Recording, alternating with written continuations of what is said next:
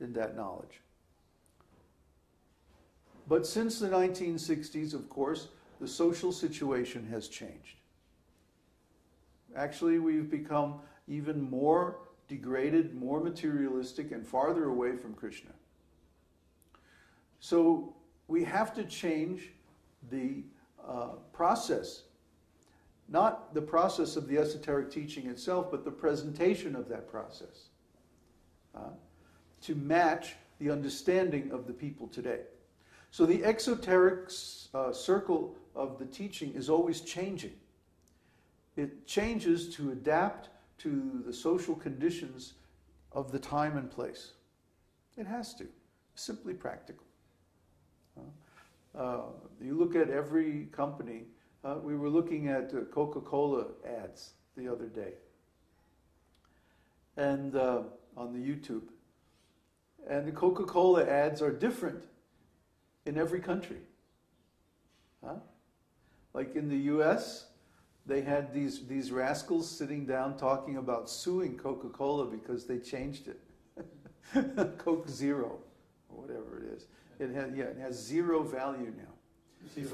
Before it had a little value, Now it has zero. It always had zero. Well, yeah, but then people thought that it was nice. Anyway, Coca-Cola, of course, is full of nonsense things like caffeine and so on. So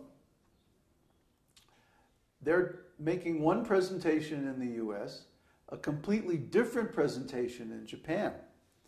In Japan, they have, instead of a couple of nerds in a conference room talking about suing somebody, they have an auditorium full of men in suits.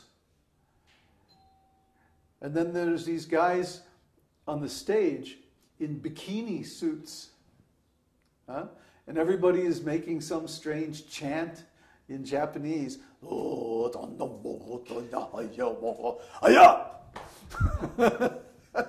that's the end of the ad. I couldn't figure out. And then the Chinese one. The Chinese, the Chinese ad, they shoot everybody at the end. This woman with a machine gun just shoots everyone. It's crazy, huh? And what was the one for Mexico and like that? It was like a number out of West Side Story with these kids in Queens, New York. Was it New York? Yeah, it was New York, in Queens with the elevated subway, and these kids are doing this dance, and they were supposed to be gangs, and it's just a whole different presentation. Same product, same name. Different people, zero value. But different, zero value. But the point is the presentation was different for each culture. And they had done very careful psychological analysis to present exactly right for the subconscious drives in that culture. Very, very exact analysis. The one from Italy, remember? Yeah. The guy goes crazy on the bus, and then he jumps on top, and he's shouting, and all these people are following, and then the bus stops, and he goes flying into the water, and then Italians. So anyway, I guess the neighbors are having a parade. Maybe they're going to line up all the dogs. Every neighbor has a dog. What's that? Yeah. The drum kit. Someone's practicing drums. They practice. Yeah, I guess we got them going, so now they're playing drums. Hey, it's great. If the neighbor can practice the drums, then we can have kīrtans. If everybody has dogs and they're all barking, then we can have kīrtans. Yeah, nobody can complain. So that's good. So the structure of the esoteric teaching, at least on the outside, has to match or fit with or merge with the social and cultural situation in which we are preaching. So it has to adapt. And if it doesn't adapt, if it doesn't change, it becomes irrelevant. Our God brothers haven't changed their presentation of the esoteric teaching in 30 or 40 years. And because of this, they have become irrelevant. Maya is always coming up with defenses against spiritual knowledge. So if you present spiritual knowledge in one way, then Maya will come up with a defense for that and stop it. So you have to be continually evolving your presentation. You can't remain static. You can't remain still. Or Maya will evolve a perfect defense to stop your preaching. And we have to continually adapt, continually change our presentation.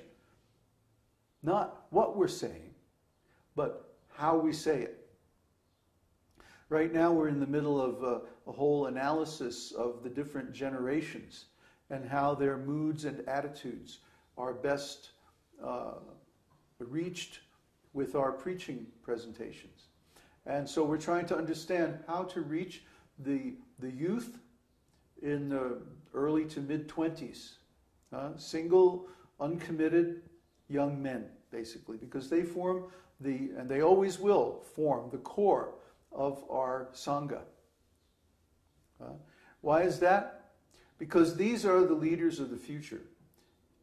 And so we need to catch them before they become all entangled with family and career and so many possessions and all this stuff, and say, whoa, wait a minute, are you sure you want to go down that road? Do you really want to become like a servant of Maya? Do you really want to become entangled with women and children and stuff and business and all this? There's poison. There's heavy chains that weigh you down in this material world.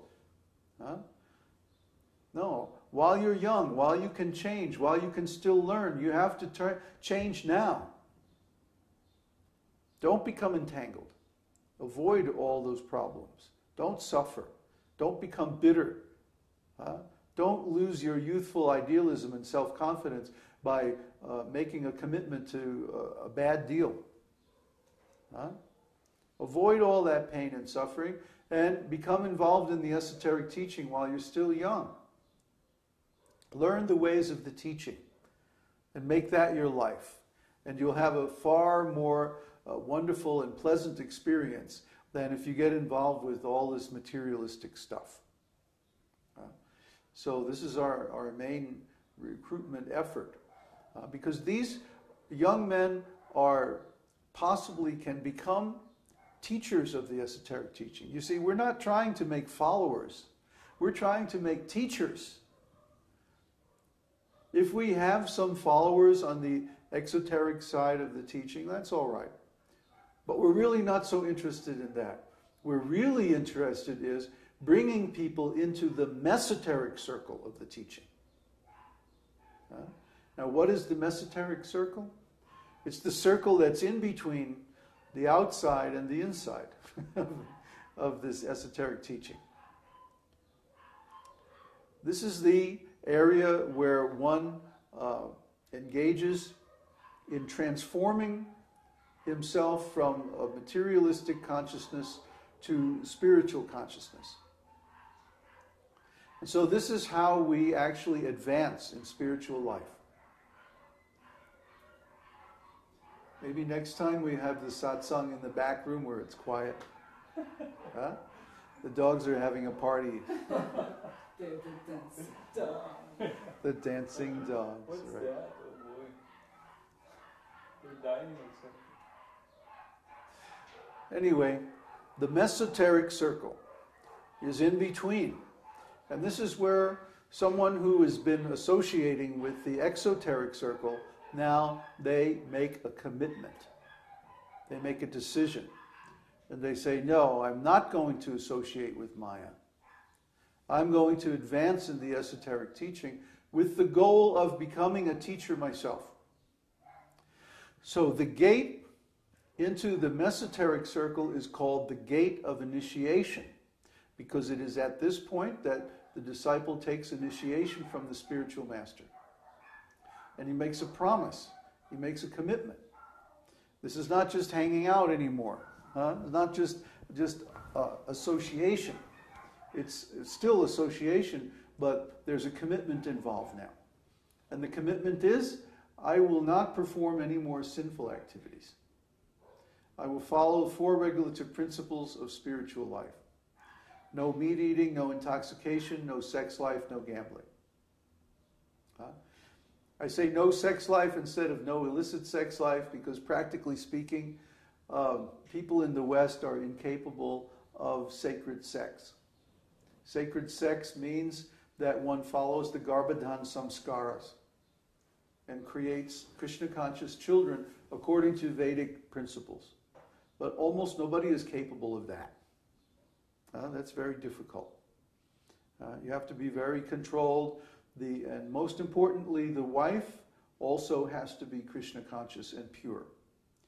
And this is very difficult to find a couple who can go into a spiritual life and both maintain the same standard. This is very rare, very